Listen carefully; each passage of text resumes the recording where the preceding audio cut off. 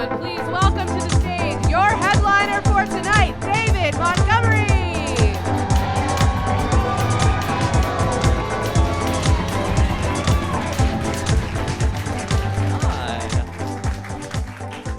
What an introduction. Thank you guys so much. I love your enthusiasm. Please keep that up. If you guys don't mind, just take your expectation a little lower. I feel like you guys think this is going to be an amazing show, and it's going to be a pretty good show. But I will try. If you don't know who I am, I'm not surprised. My greatest role to date was the only gay guy in my high school, which I think I played to some critical acclaim. No, I'm David Montgomery. I'm a storyteller. I'm a comedian. I'm a writer. I'm from Pittsburgh originally. I live in LA these days. And I don't come here as much as I would like to. So there's some faces here that I haven't seen in a very long time. And I know what you guys are all thinking. And I'm an honest person. I may as well just go ahead and say it. I know some of you guys came here only to find out. Yes, I've had my boobs done. Okay. I've had my boobs done. If that's all you came for, just leave. Can I do my show now? Is that okay with you guys? Vultures. No, I'm kidding. They're real. And they're spectacular. I am so happy to be here. I am so fucking tired, though. Are you guys tired? Can we hear it for clinical exhaustion? No, I am so tired all the time. I don't know what is going on with my body. Like, part of it, obviously, despite what my Botox guy tells me, I'm not getting any younger.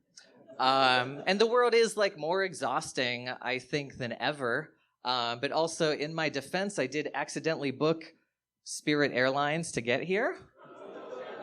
The most exhausting of all of the airlines. That's their slogan. I don't know if you've ever had the wonderful joy of accidentally booking with them, but that's literally the only way you can book them is accidentally. Nobody would do this to themselves on purpose. If you've never had the pleasure, you don't know what they are an economy airline. So with the price of your ticket, you get the following perks: entry onto the aircraft, end of list. You get to go on the plane, and that's a real treat. So, this is not a joke. You can't recline your seat, which is insane. I wish that was a joke. But no, it was weird. I booked this, and I'm looking at what is going on with the plane exactly. I look at it, I'm like, there are no frills with this airline. I mean, there are frills available for purchase. For a premium fee. If you want a glass of water on the plane, there's a little extra fee. If you want to have a carry-on bag, there's a little extra fee. If you want fewer snakes on the plane, there's a little extra fee. That one's a little pricey, but I have to say it's worth every penny. I treated myself.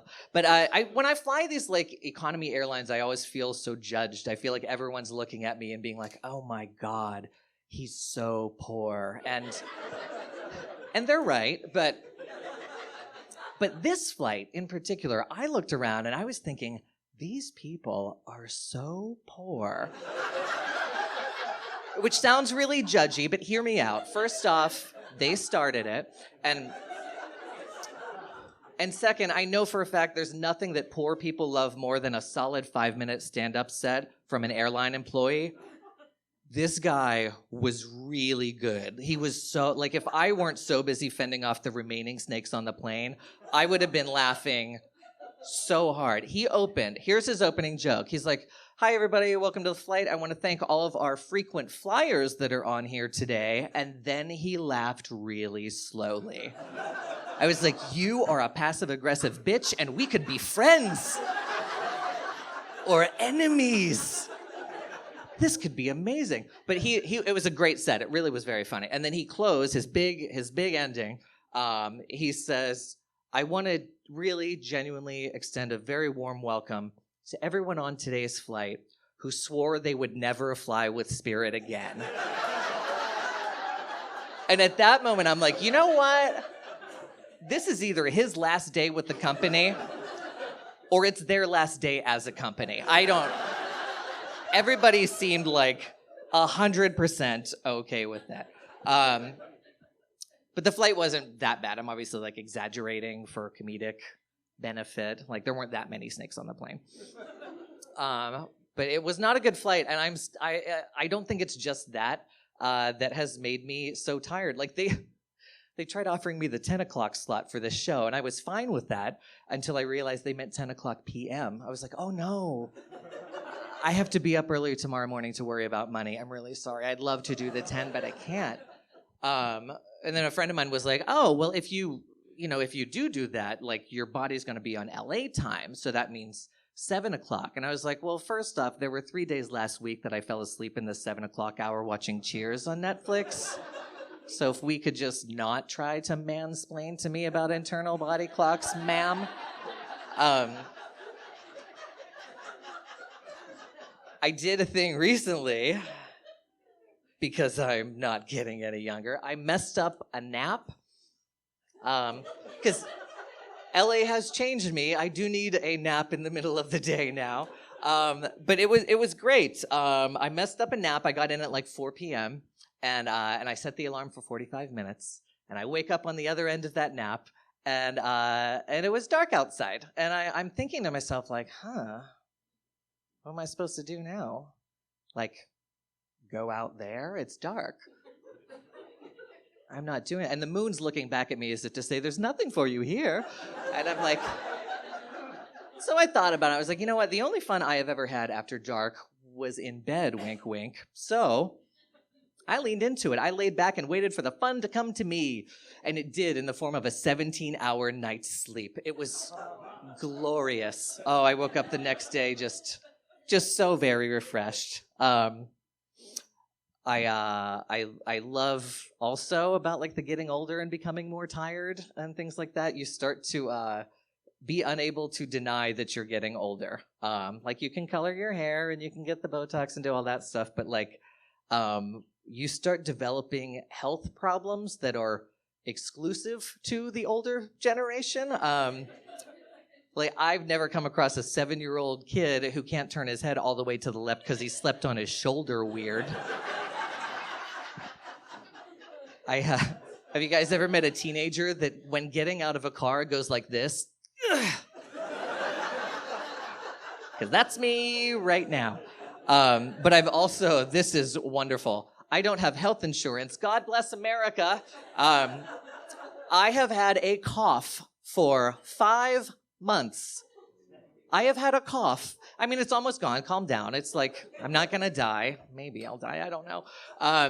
It's almost gone. I get it a little bit in the morning, a little bit at night. It's almost gone. But since I don't have health insurance, we don't know what's causing it, right?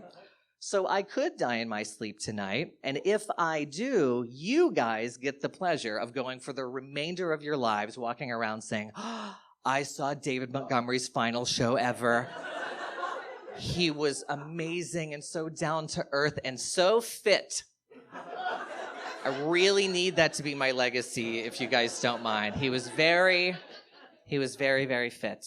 I do want to quickly acknowledge I'm recording my album right now. Thank you guys for being here. Please. Because you can't tell in the audio that it's late December in Pittsburgh. No one can tell that from hearing this on iTunes. So give yourselves a round of applause for braving the weather and the cold and coming out here. I feel like it's obvious that you guys just love me so much that you had to do this. It probably has nothing at all to do with avoiding your families the week of Christmas. Like it's all me, and that's how I'm gonna take this. But I should also acknowledge, like, whatever you celebrate, like, I genuinely don't care. But I do want it to be a happy whatever. So if it's Christmas, happy Christmas. And if you celebrated Hanukkah, happy Hanukkah. And if you are of my faith, I want to wish you guys a very warm and happy arguing with your racist cousins at dinner season. Because it's been a really nice one for me this year. I'm not going to get very political at all tonight. I think people are like just kind of tired of it. It's like it's in everything. You wake up and it's on your phone, and you talk to people at work or what. It's everywhere that you go. You can't escape it. And I feel like people come to comedy shows to kind of escape like this nightmare reality that we're living in. And I know this for a fact because the most engagement I get on social media is when I post a picture of the number 69. Nice. No, I get people writing in from all over the world saying, thank you so much for this. I look forward to it every day. And I'm like, Jesus Christ, what is wrong with our world? This is so dumb. But I also like the attention. It's weird. It feels right now like we're trapped in an 80s movie. Hear me out. I feel like we're in an 80s movie, and America is like a ragtag group of kids, and we don't always get along, but boy, do we got a lot of heart. And Donald Trump, he's like the evil land developer that's trying to tear down our community center. And it's a great allegory. It's a great metaphor for our country right now. I feel like if we can all just put all of our differences aside and come together and fight for the common good, if we can just put on that dance contest and win the $5,000 we need to save America, like we did it. Oh my God. And I don't know what's going to happen in the sequel. But I will say one quick thing about the president, and then I'm done with that part of the show. I'm only saying it because I feel like it's enlightening to both sides of the fence. No matter how you feel about him, I feel like this is something that you can take away and be like, oh, I didn't even think of that before. Love him or hate him, we all can admit he's super attractive. That was the most difficult joke I've ever... That was really hard for me, you guys. No, love him or hate him, I feel like with every tweet and every speech and every unfiltered word that flies out of his head, people on both sides of the fence are voting for the first time ever. They're registering to vote because of him, and I think that's fucking awesome. Right? I wish that Nazi votes counted a little less than mine did, but that's the price of living in a democracy. But no, I was thinking about it. Like, I'm an idiot. I'll say it. It's fine. I have always only ever voted in the presidential election because I've always been like, I'm too dumb to know the issues and care about my rights and my family's right, whatever. But I made up excuses, and now, like, I was a person I've never known who, like, the Secretary of Education was or the Attorney General, but now I know it's Christine Baranski and Gollum from Lord of the Rings. But, like, I feel like with millions of people that are doing what I'm doing, millions of people who are, like, waking up and researching. I vote in the midterms and the primaries. I find out the voting record of everybody on there. And, like, right? And we're doing this, millions of people. Don't you think the president should be worried? Yeah. But he's not. And that's what got me thinking, okay? Okay, this got me thinking a little bit about it, and I was like, clearly the presidency is not his end game. Like a financial money grubber like this, what does he want from us? And then I stumbled upon it, and I was like, oh no, how did I not see this? Like, it's hiding in plain sight. It is right there for all of us. The facts are there. I felt so dumb that I didn't figure this out earlier. You guys are about to have a truth bomb dropped on you. Ladies and gentlemen, I submit that the President of the United States of America, Donald Trump, owns the company that manufactures those little I voted stickers. Think about it. Think about it. We need them. I mean, we don't pay any money for them, but someone's getting paid to make those, right? He's probably made 10, 12 grand since 2016. Which doesn't sound like much, but he's been bankrupt a lot. That is not a bad way to make a buck. But yeah. Remember when 2016 was all we had to worry about. Remember that? Oh my God. 2016 strikes again. Oh my God, this person's dead. This character actor from this one 80s movie I saw as a kid. I'm like, okay, I was devastated over Prince, obviously, but we thought the year 2016 was going, and they're pulling weird people at this point, like no names that no one's ever heard of, and they're devastated over it. I'm like, can we just fucking calm down, please? And then at the end of the year, the last straw, Princess Leia was killed, and then her real-life mother was killed, and everyone's like, good fucking riddance, 2016. And then 2017 comes and goes, oh, I'm so sorry about what my big brother did to you. You don't like it when he kills celebrities, do you? And we're like, no, we hated that. It was bad. And then 27's like, don't worry about it. I won't kill anybody. But I will make them all rapists and sex offenders. You love Kevin Spacey and Louis C.K., don't you? But you're glad my big brother didn't kill them. Like I feel like some of these guys that died kind of got off easy. Like, could you imagine if Bill Cosby died 5 years ago? His face would be on the $20 bill. Tell me I'm wrong. I mean, now we know he's a fucking disgusting nightmare. But he's in Philly and we're in Pittsburgh, so we're not worried about him tonight. Oh, brother. I love being in Pittsburgh. It is one city that always feels like home to me. And my friends and family will probably say, that's because it was your home for many decades. And I'm like, that's not true, but I can see how they got there. I did collect mail here for 33 years. But it is what it is. But I travel constantly. Like I'm all over the place. And this sounds really like snotty, like just a bratty statement, but I feel like you see one American city, you kind of see them all. They're like, I mean, it's different climates and it's different people and it's different this, but they all have their sports arena and they all have this, but there's something about Pittsburgh that is different to me. And it's obviously the people, but I feel like bigger than that is, man, you guys love your sports.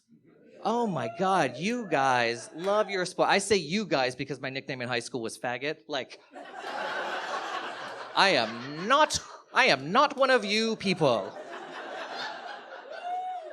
I genuinely, like, I don't get how your brain works. Like, I don't get the sense of fighting with someone from another city because they have a sports team that plays for their city.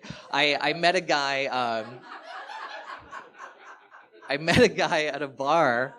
I met a guy at a bar in LA, and we're talking, and I asked where he's from, because that's what you do in LA. No one's from LA. It's like, unless you're a car or drugs, you're not from Los Angeles. But so this guy, he says, oh, I'm from Cleveland, Ohio. And I was like, oh my God, you know what's so funny?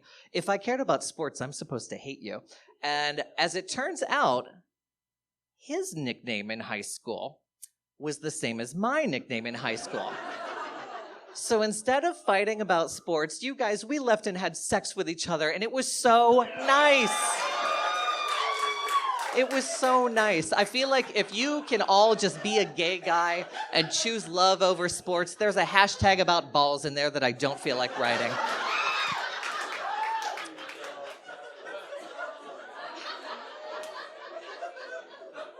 I do wish dating was that easy. I wish I could just walk into a bar and say, you seem all right, let's go. But it's not like that. I mean, it is for good-looking gay guys.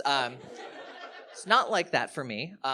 It's weird, like, the older you get, like the day as an unattractive gay guy, the day you turn 30, you earn an invisibility cloak to all the good-looking and under 30 gays there. You are dead to them. They can't see. I mean, they can see you, but instead of a person, you're like this gray glittery mist that just like floats around at like bars and wedding receptions and gym locker room, and you just make uncomfortable eye contact with male strangers. It's so ageist, and I'm guilty of it. When I was 22, oh my God, I would never dream of talking to someone over 30. That's disgusting. So this guy, I was 22. All my online dating profiles said, nobody over 27. Don't you dare, you old trolls.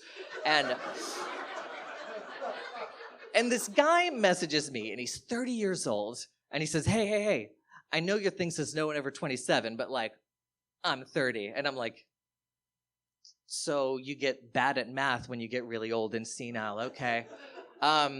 No, I don't want to talk to you. He's like, well, come on. Like, are you kidding me right now? Like, what's going to happen the day you turn 30? Like, you're just going to only date 27 and that's that? I was like, no, I'm sorry. Like, I would never do that. And he's like, age is nothing but a number. I'm like, maybe I wasn't clear. I would never turn 30. That is disgusting. And I do love that joke so much. I'm older now. I'm wiser now. I'm 25-ish, which is how we say almost 40 in Los Angeles. And it's weird to me now, like, being... What am I looking at over here? It's like, there is life after 30, if there are any under 30 gays in here. It gets better, like, not by much, but like, there's depressing, lonely, miserable life after 30, but like, I guess there's life. If you can lean into it, which I refuse to do, there's a thing called daddies. I can't be a sugar daddy because I have no money, but I also don't think I fit into the age bracket for daddies just yet. So I get offended if someone goes there. But I did go on a date with somebody recently who lied about his age on Grindr. So we have dinner. I should have been totally tipped off by his Pokemon hat and his order of chicken fingers, but I turned a blind eye. And we go afterward to a bar, and they deny him entry because his ID said he was 20 years old. Isn't that the cutest thing? He was 20. It was so cute. He was 20 years old, and I'm livid now. I'm like, well, what the? I plan on getting tipsy and having a good night. Now, like, what are we gonna do? So we go outside, and he's like, okay. And I'm like, well, what do you want to do? Like, you fucking lied about your age. We can't go in here. And he, as though we're in some like French, like black and white romance film, as if it's raining or something in LA, he like throws one foot back and kisses me and goes, I don't care, daddy, let's go back to your place. And I pushed him out into traffic.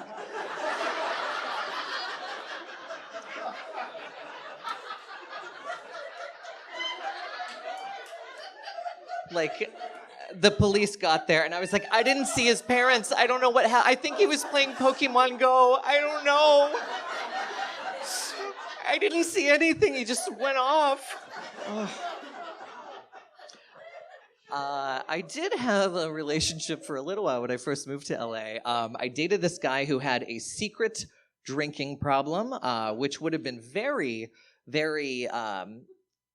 I feel like more difficult to hide from anybody else. I'm a fucking idiot, so I didn't notice what was going on. The signs were all there. Like, we had this talk early on in the relationship. They put a court-appointed breathalyzer in his car, and I assumed that it was a vape pen with a charger because I'm not cool and I don't know stuff. But he talked to me leading up to that. He's like, hey, wait, listen, we have to talk. And I'm like, oh no, you have AIDS. Oh. And he's like, no, why do you think that? Why do you always think that? And I'm like, it's fine. But he goes, no, listen, I have, this is not great. About a year ago, I got a DUI, and I'm really embarrassed about it. Nobody was hurt, and I feel really stupid about it. I understand if you want to break up. And I was like, you know what? No, what I think is cool right now is the fact that you're embarrassed about this mistake, like this misstep that you had. I've known people in my life who aren't embarrassed about a DUI. They're just like, oh, how inconvenient. So I'm just like, you know what? Good on you. That's fucking awesome. We're not breaking up. We are still together, and everything's fine. So then a few weeks later, we're getting intimate for the first time. Let's do a Full House thing on that. Can we do that? We're getting intimate for the first time.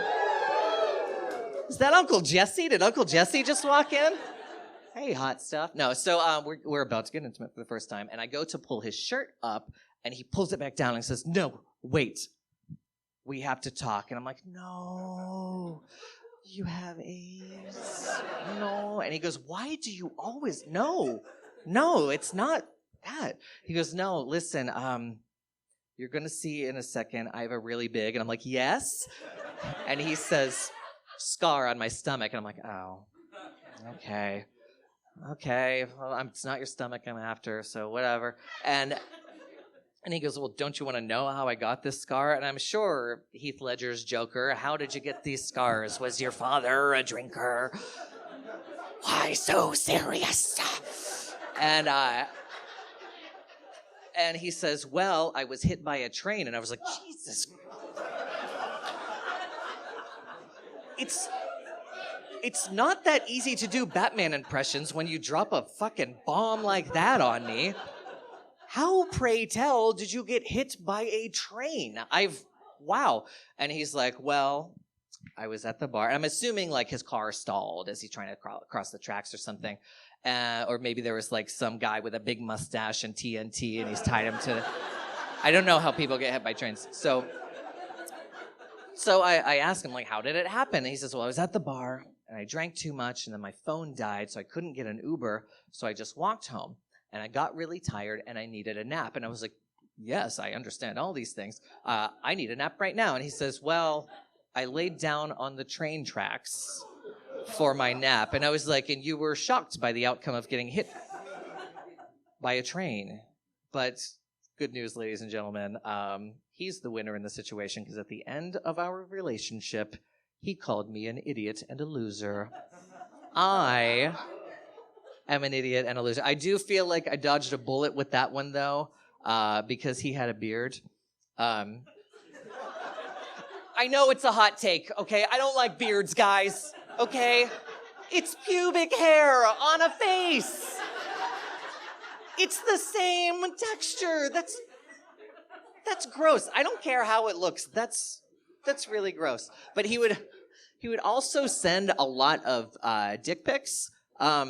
Which in the gay world, it's a little more okay. I don't know if it's better to give or receive a dick pic as a gay man, but whatever. He would send these at like the most inopportune time, just like the middle of the day, just like thinking of you. And I'm like, okay, you could show me that in other ways, but sure.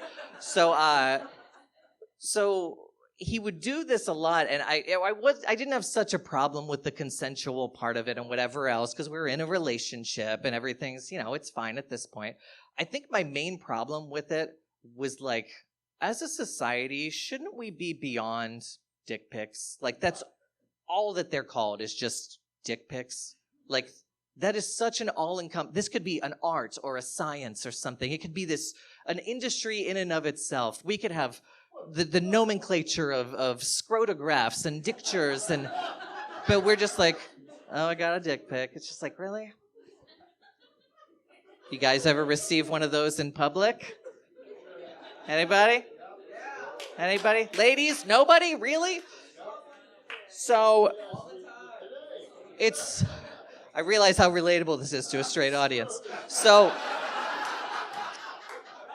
I received one on an airplane right before takeoff. And my neighbor saw it. But I felt so judged that I decided I was going to just lean into it. I didn't hold in a single one of my farts on that flight. Best flight I have ever taken in my life. It did. It felt really nice, I gotta say. I hate that about like the way the person next to me was. Like, people on planes and at airports, every person thinks they are the most important person at the airport, and it's so fucking infuriating because I am the most important person at the airport. How do they not know this? It's a lot. I was traveling recently. I was in Boston in like October, and I love Boston. I'm not from there or anything. I've never spent some huge amount of time there or anything, but I really like it. I feel almost like the reason I feel like it's almost kind of like a home is that, like, if Pittsburgh and LA had a baby, it would be Boston. Hear me out. Oh, you're on board. Good. I feel like Boston, very similar to LA, has like this crippling, soul-crushing traffic because of a horrible city infrastructure. And And Boston, I don't know if this is similar to Pittsburgh or not, they have an accent that outsiders seem to think sounds disgusting. Is that accurate? You guys know what I'm talking about there, hon? But my experience in Boston this time around ended on kind of a sour note, and I hate to bring the room down, but my last day there, I was the victim of a hate crime. Not fun. I don't know what it is about society right now that it's like it could be the presidency and that shit rolling downhill, or the fact that social media, everyone's voice is so important now that people just say mean things meaninglessly. There's no point to saying it. No good can come of it. Like, it was to the point where a fucking employee of the airline gets on the PA in front of everybody during the boarding process and says, "We like to have a little fun at Delta. Anybody wearing any Patriots or Red Sox gear can board now." It's the most homophobic thing anyone's ever said to me.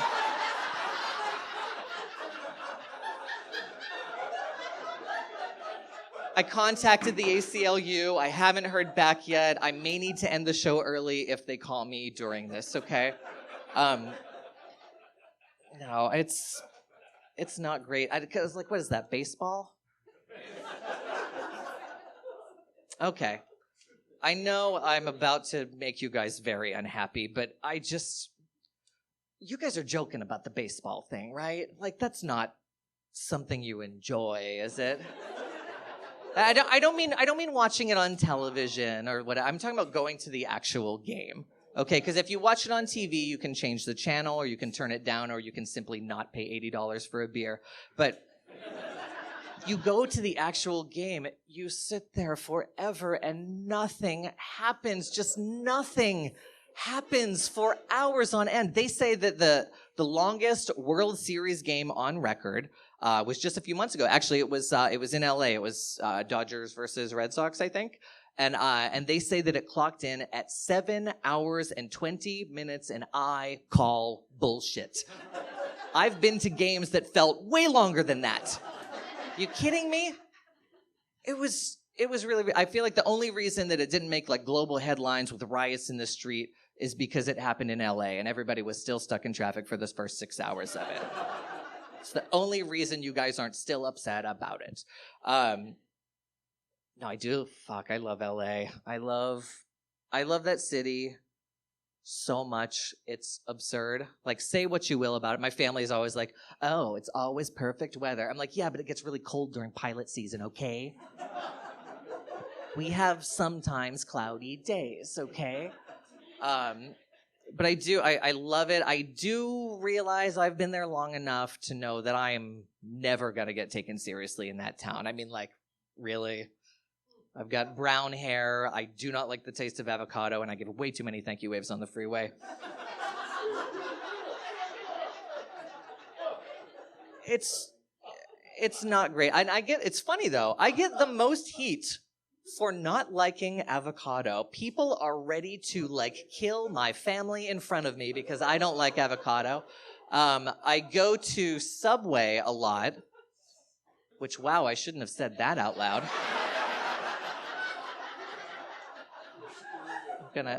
I don't go there for the amazing food, obviously. I go there because there's a 19-year-old who works there that I'm in love with, okay? You don't know him. He's this beautiful, sensitive, struggling sandwich artist, and I've always been a big patron of the sandwich arts. I love them. And I'll go there and I'll patronize and I'll watch him. I don't disturb him during his process, his craft. It's so beautiful to watch. And he asked recently, he said, "Oh, do you want avocado on your wrap?" And I said, "Oh, no, thank you." And he's like, "Are you sure? It would taste really good." I'm like, "No, thank you so much, though. I do appreciate it." And he goes, "Are you sure? It's the same price." I was like, "Listen, I know that I'm white, but I don't like the taste or texture of avocado. Leave me alone, LA, please." Another fun thing about LA, you guys are going to be so jealous in a second. You know how like Whole Foods and Trader Joe's parking lots, seventh circle of hell? They're the fucking worst. In LA, We have attendants at those parking lots whose job it is to guide you in and out of spots. They hold a spot. They say, nope, you can't go here. This guy's waiting. They're not quite traffic cops, and they're not quite security, and they're not quite crossing guards, but they are damn fine people doing the Lord's work. I love them. I love them so much. They're like, you have to give them gifts. But it's a weird place. LA is very strange. When I first moved there, I'm sorry, my nose is running. You're welcome. My nose is running. When I first moved there, I didn't know anybody, and I wasn't working yet. So I'm just like driving around. I was like, hey, this is Sunset Boulevard. Okay, I've heard of that one. And I'm like driving around. I'm seeing like, this is the American Horror Story house, and this is the whatever. And I'm eating all this shitty touristy food and whatever. And I'm like, eyes as big as saucers everywhere I go. But like 3 days in, I am in Beverly Hills. I'm driving down Wilshire Boulevard, and walking down the street as I'm stuck in traffic, there is a guy that I went to high school with. And I'm like, what are the odds are you kidding me right now? This is insane. And I'm sitting there in the traffic. So he's walking a little bit closer. And I was like, no, we went to college together, not high school. And he's walking a little bit closer. And I go, no, we waited tables together while I was in college. Nope, that's Aaron Paul from Breaking Bad. We have never met. I just love TV, and this is a weird town. Cool. But I was in the same area like maybe 3-4 months later, and I'm on Santa Monica Boulevard. I'm flying. There's no one in traffic. It's middle of the day. I'm just flying down, and I see this lady, this older lady on the side of the road. Wow, that sounds like I was in the middle of fucking like the woods or something. There's this lady on the side of the road. Just can you help? No, she was on the sidewalk. That's a human way to say that. So she's on the phone, and she's doing that old people thing where she's clearly not getting good reception, and she's got the phone an inch away from her face. She's like, can you hear me? Can you hear me? And then she's holding it all the way out, and she's like, oh, I can't see. And then she brings it back up. She loses track of where she is in space and time throughout this little debacle. She steps out into traffic right in front of me as I'm flying down. I slam on my horn. I slam on the brakes. And she's like, oh, my God. I'll call you back. Oh, shit. Oh, my God. Oh, my God. I'm like, oh, my God, you fucking idiot, Jamie Lee Curtis. Please take care of yourself. I'm a really big fan. Oh, my God. This could have been really bad or really good for my career. I could be a Kardashian by now if I had killed her. But so flash forward 6 months or a year or something like that. I've got a meeting early in the morning in Malibu, and no one goes into Malibu because in that time of day because it's like a beach town, whatever kind of thing. Everyone's leaving toward the city to go to work. So I'm the only one on this two-way street traveling in that direction. It's rich white asshole after rich white asshole. Everybody's coming out. My lane is blocked by a moving truck, and now I have to wait for a rich white asshole to let me in. Just long story short, it doesn't happen. But I'm sitting there, and I'm waiting, and 6 or 7 minutes go by, and then finally this car stops. This amazing, it's like a Mercedes or a Rolls Royce or a Dodge Neon. I don't know cars. But this amazing car stops, and I see the window go down, and I see this hand come out and wave me on. I'm like, thank you so much. Oh, my God, thank you, Jamie Lee Curtis? You're not mad at me. You could have died. Oh, my God. Yeah, it's fun. Anybody ever been mugged before? Yeah? It's fun, huh? These guys don't know. It's super fun getting mugged. If you, it seems like a lot of you have not been mugged, so this is the advice portion of the show. Here's what to do. This is actually more of a preventative measure for muggings. If you have a cell phone, or even if you don't, pull something out the shape and rough size of a cell phone, and you fake a cell phone conversation. This can actually get you through a lot of situations. Like what I would do if I'm at Trader Joe's or something like that, and I'm about to walk in. This show's sponsored by Trader Joe's, apparently, by the way. I don't know why I'm talking about them so much. So if I'm going into the grocery store and there's somebody outside that's like, oh, do you have a minute for the environment? I have the fake phone out, right? And I'm actually really good at fake phone calls. I'm just like, Hey. No, I'm headed to the store. What's up? For today? That doesn't even make any sense. This was supposed to be on Saturday. Why did we even make plans in the first? I'm really good at it. So, but what I like to do to the environmental people outside of there, to show them that I'm not just being an asshole, like I'm on their side, I'll have a really liberal conversation so they feel like, oh, you know what? He probably is donating to us already. He's not an asshole. So I'll just be like, I'll be walking past and I'll be like, do you have a minute for the environment? I was like, I'm on the phone. I'm so sorry. I was like, you know what, Megan? Have the abortion. It's okay. It's your body. It's your choice. Don't let that old white man tell you what to do with your body. I already donate. Thank you.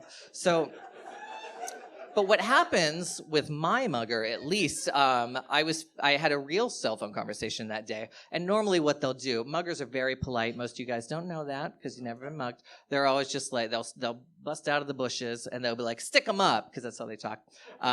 You guys have never been mugged, so you don't know. They stick them up. But they'll see that you're on a phone and they'll go, oh, I'm so sorry. I'm sorry, I didn't know you were on the phone. I'm so sorry. But my guy, as polite as he was, he took my phone off of me. So he takes my phone off of me and he says, give me your fucking wallet. And I was like, well, that wasn't as polite as I thought you were going to be. And he's going through it, and here's the next step. If the phone doesn't work, cry like your doggy just died. Just cry your fucking eyes out. If he's been raised by good people, which he probably has, he'll stop. He's going through my wallet. There's no cash in there at all. I was like, dude, you don't understand. Those 2 debit cards, they were declined at the dollar store earlier today. You're gaining nothing from this. Will you please just let me go? I don't have the money to replace my ID in there. Please let me go. Please give me my stuff back. He looked around and he handed me my wallet back. You guys, there are good muggers out in the world. And he looks around, he hands it to me, he says, don't call the police, don't fucking call nobody. He said it with that same diction and everything, don't fucking call nobody. And I was like, oh my God, absolutely, thank you so much. Have a great night, sir. And but I was like, but you know, speaking of not calling anybody, could I have my phone back, please? He fucking handed me my phone back. Yeah, so I'm telling you, try my rules. It's not the worst thing in the world. Speaking of rich people like him, I mean, he probably got money from somebody eventually. I don't mean to brag too much. I guess I can say this here. I can spend a week's worth of wages in 15 minutes at Valvoline Instant Oil Change. You don't believe me? I did it very recently. I go in. I'm of the ilk that, like, I'm terrified of the mechanic. I treat my car and my body the same way. Just like, no insurance. If it's making a noise, just ignore it until it goes away, or it's spinning wildly out of control, and that's that. But so, like, when I go to the doctor or to the mechanic, they're like, oh, this made-up thing is going to cost you $50,000. And I'm like, why? I hate you people. And so I don't do it. I just don't go. And I went, but that's what I like about the oil change people. They have the mechanics there, but you don't got to talk to them. I mean, they stand in the back and they're yelling numbers at each other. What numbers are they yelling? They're just like 166 on 279, 312. These aren't real numbers. I don't understand your art or your craft here, but I know that this is just to make me scared. But they've got a good cop, somebody right there with the good bedside manner. There's always like some tall, healthy, jovial 12-year-old that's like, hi, how can I help you? What's going on here today, sir? And I'm like, hi, just the oil change. And like, oh, okay. How about, and they pull out the air filter. Before you know it, they're adding things on. And they're so nice that you do it.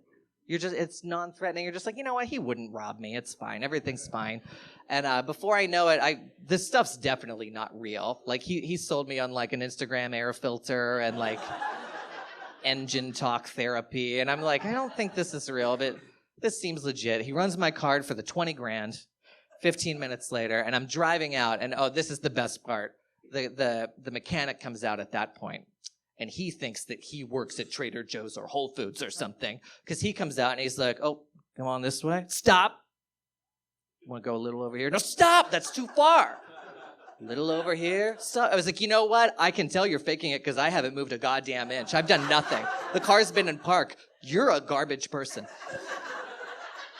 I finally get out of this place. This guy has the fucking nerve. I've got my window down so I could talk to them the whole time. He leans in to my window, puts his elbows on and gets right in my face and says, have a good weekend, champ. And I'm like,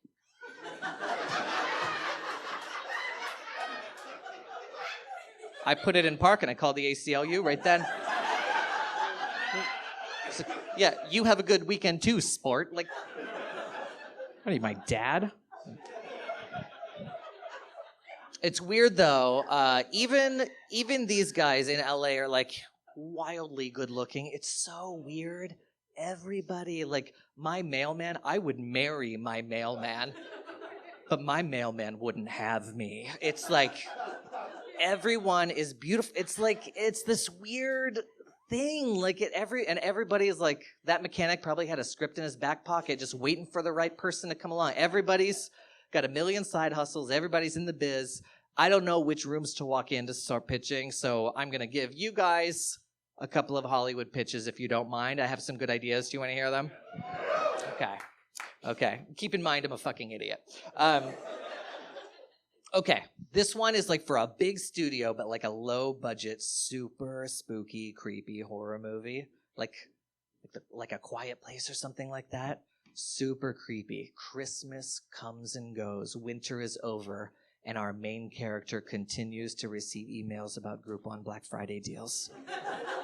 They never stop coming. I would probably watch that movie. Oh, here's one. I like this, and I don't get into shows like this, but you might like it. Okay. It's a reality show that's like one of those competition dating ones, like kind of like The Bachelor. But instead of human men and women, they're dogs. And instead of giving away a rose, they give away a treat that's shaped like a bone. And the show's called Who's a Good Boy? Who's a Good Boy? I would watch that show. Oh, here's one. A documentary, like a feature-length documentary about the guy that invented the Best Buy vending machine that you see at the airport that has iPads and computers, and no one's ever used one ever. But it focuses on his less good ideas. Think about it. Okay, we're there. And my final one, this would be such a hit in major markets, a reality show that follows the daily lives and the struggles of the parking lot attendants at Trader Joe's and Whole Foods. I would so watch that. Oh my God, I would watch the fuck out of that.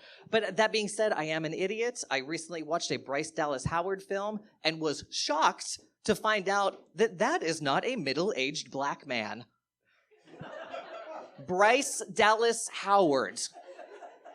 Forget what you know. That's the name of a middle-aged black man. You cannot tell me that I'm wrong.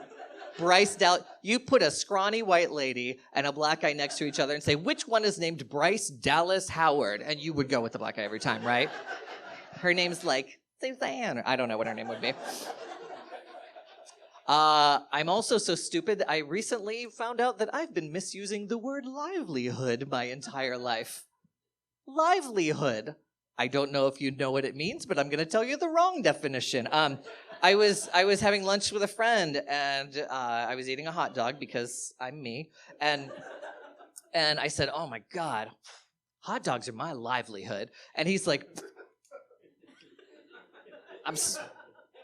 "Do you have a hot dog business?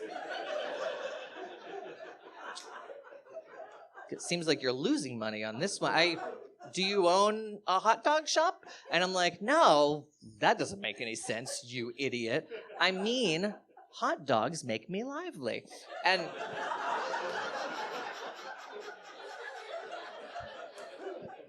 it makes sense, right? I don't feel like I'm an idiot for that. I am an idiot. A lot of you guys know, maybe some of you guys don't know. When I was 23, I walked out of my first ever teaching job in Philadelphia to follow the Spice Girls around on every U.S. show of their worldwide reunion tour. I'm a fucking idiot! Every fucking cent. Oh my God. No, there was one time though, this was like such a portrait, just a tribute to my idiocy. A friend of mine was dating this, like some senior executive or something within the Pittsburgh Penguins, right? And I shouldn't say dating, or if I do say it, I should have quotey fingers because she was getting paid for their dates and he was married and had children her age. Dating, is that what the kids are calling it nowadays? No, so it was great. She's dating this guy, and suddenly she's got free tickets to everything in town. Every arena, concert, every hockey game, everything. She's got free tickets, and now I'm her plus one for all of them. Like, we had box seats for Lady Gaga. I don't even like her, and it was the greatest night of my life. Like, we would sit on the ice for the Pens games. Now, back then, I didn't know how hockey was played, but now I still don't know how hockey is played. But the first thing that I went to as her plus one was a $700 a ticket fundraiser wine tasting gala with some of the players present. So it was both hoity and toity. And I go to this thing, and as soon as I said yes, I'm like, why would I do this? I'm so insecure about everything, and these are going to be rich, like socialites. These are society people. They're going to see my crooked teeth and see right through my H&M suit and go, he's poor. Get him out of here. But I'm a man of my word. I said I would go, so I go. And but the day of, I decided I would offset the cheap suit with this designer pair of shoes. They're a designer called Jeremy Scott, and they're black dress shoes with white graffiti all over them. And they're very eye-catching, and people always compliment me. So I'm just like, okay, this will be nice, and people won't look at everything else. So I go early. I was off work that day, and I go to my friend's house, and she could tell I was nervous. She's like, you know what you need?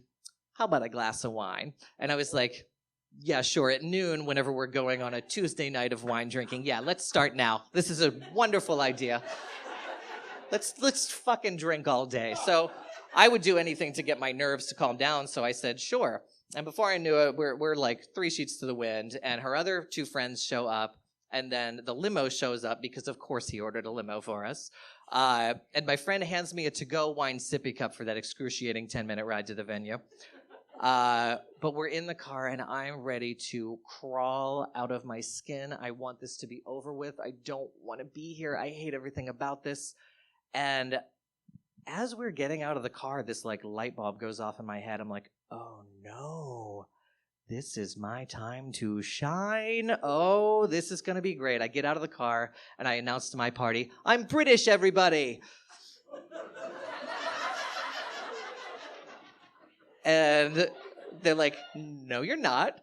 And I'm like, follow my fucking lead. So we go in, the guy scans our tickets, and I look at him and I say, cheers. And he looks at me as if to say, that guy's definitely British. And I look back at him to say, it's working already. Splendid. So we go inside, and I'm brimming with confidence. I feel so good about life. And then all that dissolves because my worst nightmare is walking straight toward me. The fanciest woman I've ever seen in my life. Big diamond rock earrings. She's got this massive diamond necklace. She's got a diamond waist chain like it's 2001 and she's a member of Destiny's Child.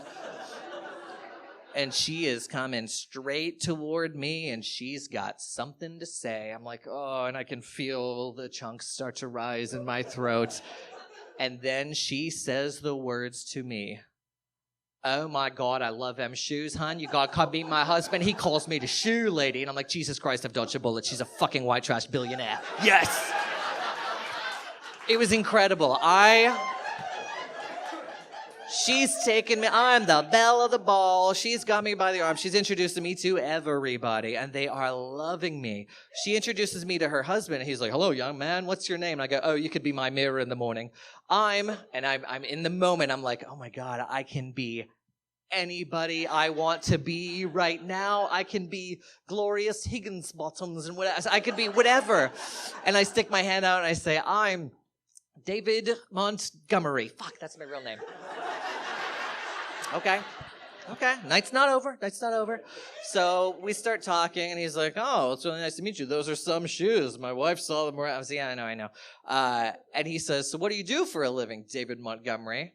And now I'm like, "Oh, I hate my real life so much. This is going to be ingenious." At the time, I was teaching first grade at a small private school on the east side, and so he asked me this question, and I tell him, I teach first grade at a small private school on the east side. God fucking damn it, what is wrong with me? Why do I do this? So, but it was like actually kind of a blessing in disguise because I wasn't going to mess up. I wasn't going to get too drunk and mess up my origin story because like it's the same as my real one, except like 18 years ago I left England and never came back. And it's going fine. And I'm like, everybody is trying to talk to me. Like I was so popular this night. It felt kind of amazing. I was like, I'm glad I got this idea. And I'm getting so cocky because everyone loves me. I'm pulling out my British greatest hits. I'm like, Downton Abbey, Fish and Chips, The London Eye. Oh my God, it's brilliant. What are you on about? And so it was incredible. This woman comes up to me and she's like, "Hi, I heard you're a teacher. I'm a lawyer." And I was like, "Oh, great. So you've got more money than me. Fantastic, you fucking bitch." So, but she's like, "Oh, that must be so interesting. So what do you like? What's your citizenship thing?" And I'm like, "I beg your pardon?" And she says, "Like, or do you have like a green card, or are you like are you married to somebody, or is it a work visa?" And I don't know that world. I have never needed to know that world. So I said to her, the best thing I could think of, I go, "We don't like to talk about that." And she goes, "Oh, message received. Have a good night." And I'm like, you know what? Maybe I'm at the level of my incompetence here. Maybe I should leave this party. And so I start going to find my friends. And this one guy starts like following me. He's like, excuse me. Hey, British guy, right? And I'm like, "Oh, always nice to meet a fan. Yes, what do you want?"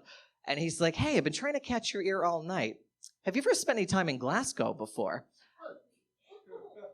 And now, before I give you my retort, few things you need to quickly know. One, I had a lot of wine.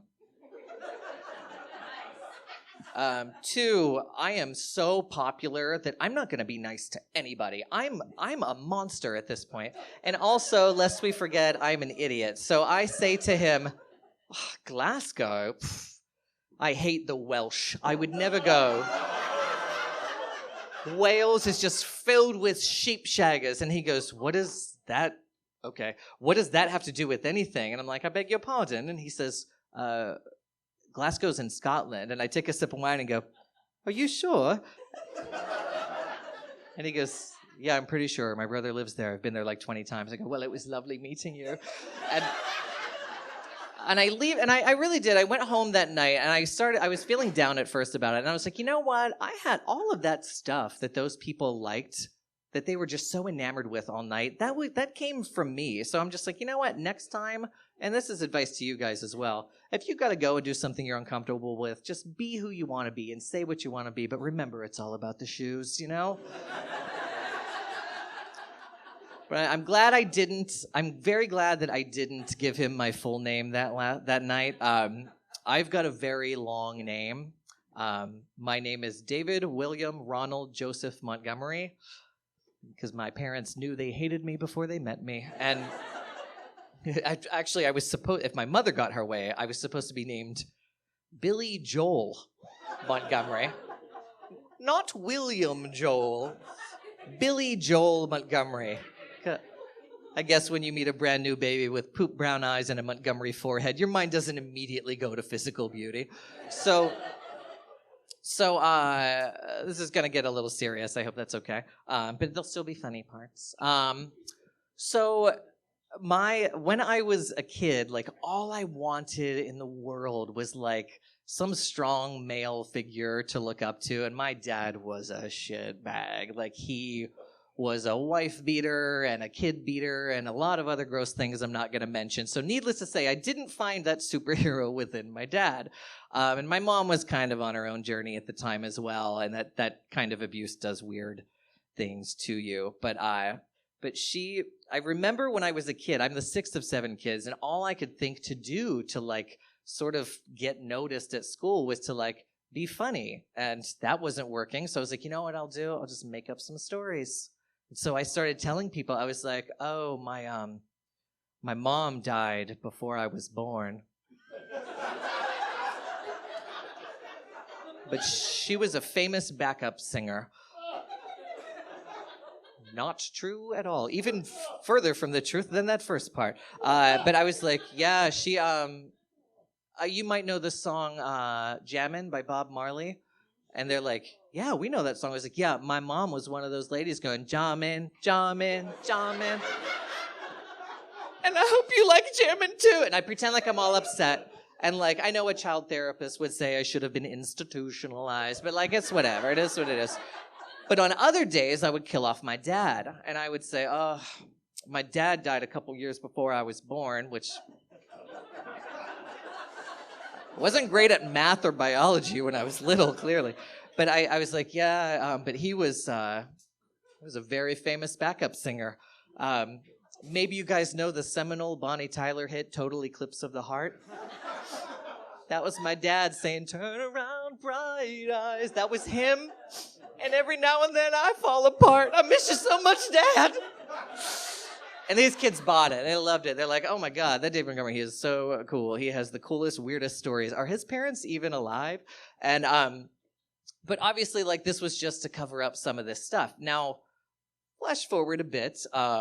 I haven't seen my dad in a very long time. My mother, she and I are on much better terms now.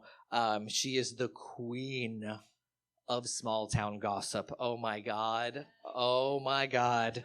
Like, she calls only to bear bad news to me, and it's sort of hilarious. Like, she called like a few months back, and she goes, oh, David, you remember Johnny Samco? And I'm like, I've spent the last 20 years trying to forget everyone in that town. I'm really sorry. She goes, no, you remember Johnny Samco?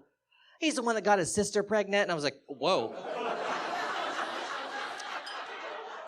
I don't remember Johnny Samco, Mom. She goes, no, you remember Johnny Samco. He's the one that got kicked out of the Dollar General because he bit that dog the one time. And I'm like, he sounds wonderful, but I don't remember Johnny Samco. She goes, no, you remember Johnny Samco. He's the one that got all hied up on crack and he got hit by a car because he crossed the street with his underwear on his head. I'm like, what about him? What about this man? And she goes, he died. You just never know. And I'm like, sometimes you do know. Jesus, Mom. But so I called her pretty recently because something came up. I realized that I don't know who I am named after. It just like never came up. And so I call her. I was like, hey, Mom, you seem to know everything that happens in town. Who am I named after? And she goes, oh, okay. I can't believe we never talked about this. Okay, well, Montgomery, that's your dad's last name. All you kids have his last name because we were married. And I was like, oh, I should have been more clear. I didn't say I just got into a car accident and I don't know how fucking last names work. I was just saying that, like,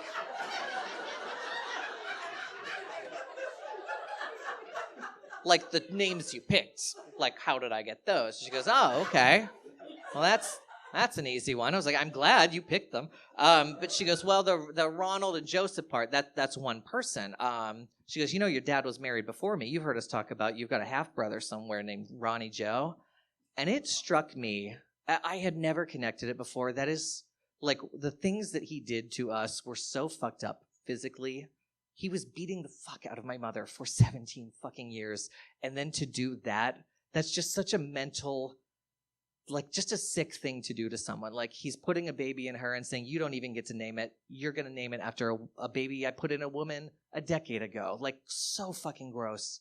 So I was like, okay, that's your moth story.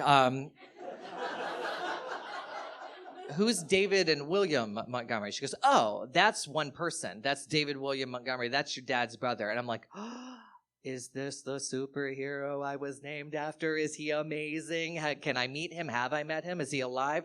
And she goes, no, he died real young back in the 50s. And I'm like, now I know it's him. He died young. That means he's a hero. Was he a soldier? Did he save a bunch of kids from burning building? And she goes, no, he was shot by a McKeesport cop. And I'm like,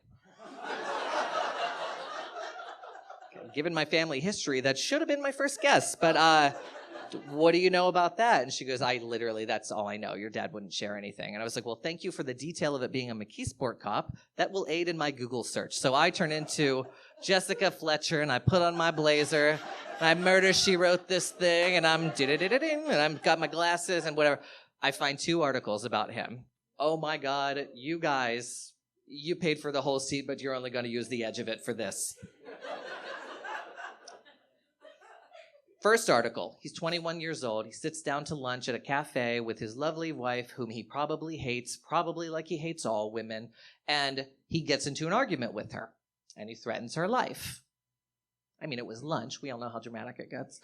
So she gets scared. She runs into the women's room, and she locks herself in. Now, he gets up and tries to kick the door in. I did mention it was lunch, right?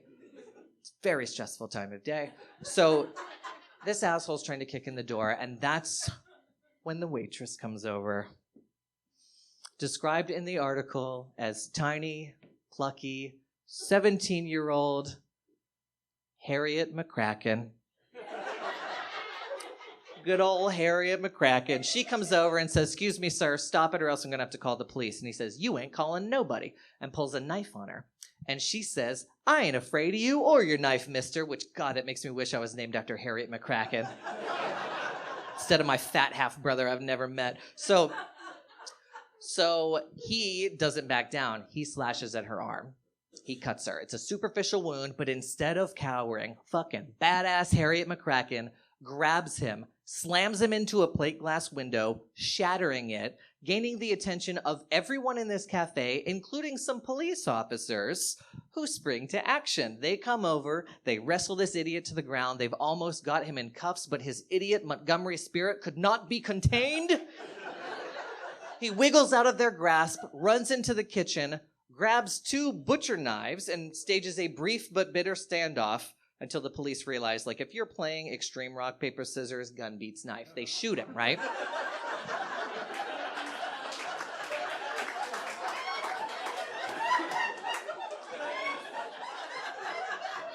But he does not die from this. 1 year later, he's in the news again. I swear to Christ, this is true, you guys. Look it up. 1 year later, he's at home with his lovely wife, very, very pregnant, due any day, right? They're sitting down to dinner, and I'm sure he still hates her, probably like he still hates all women. And he declares dramatically, which I think is detailed, if not judgmental reporting, but I'm no journalist. But he declares dramatically, I want to die, ! And drinks a vial of homemade poison, walks out into the street, and fucking drops dead. And then 30 years later, my parents are like, let's name our new baby after him. So I'm like gobsmacked. I call my mother back, the queen of small town gossip, and she is elated at this news. She's like, oh my God, I gotta call so-and-so. She hangs up the phone. She is so excited. She tells everyone in town the 65-year-old news. You won't believe what happened 65 years ago. She's telling everybody. 2 hours later, I get a Facebook message from a distant cousin of mine on my dad's side. I have not seen this woman since I was maybe 4 years old. And she goes, well, you figured out our dirty little secret. I'm like, I don't know that I could qualify front page news as a little secret, but it sure is dirty. Hit me. Tell me the story gets crazier. She goes, well, I bet you don't know shit about his bitch wife. And I was like, I sort of see her as a victim in this situation. Call me crazy. But she goes, I bet you didn't know from that article that she killed him. And I'm like, whoa. I was kidding about making this story crazier. It is crazier? She goes, yeah, she killed him. And I don't know why. And I'm like, are you fucking kidding me right now? Well, how do you know this? And she goes, she admitted it on her deathbed. She's told it to other people. She made some vial of homemade poison. She held a knife to his throat, gave birth a few days later. She lied to the police, and they believed her because they have no money. They weren't going to investigate this whole thing. This guy was penniless. And as gross as this whole thing played out, at that moment, I realized I had been wrong the entire time, looking for some male figure to look up to because it was the women before me who were strong. I don't condone violence or murder, obviously, but I feel like a woman can only take so much. And not to get too serious, but I cry the blues when I hit a fucking red light. My mother was in a prison for 17 years getting beaten and raped every single day. She could have blown her brains out. She could have left, but she didn't because she knew it would have been worse for us children if she had done that. That is real strength to me. Even, and I mean, she's not blood, but God damn it, Harriet McCracken, I'd watch the hell out of her biopic, right? I'm never gonna do 23andMe, but man, if you guys ever go hunting for your backstory, please be careful of what you find, because some of those things can cause a complete and total eclipse of the heart. Thank you so very much. You guys have been wonderful.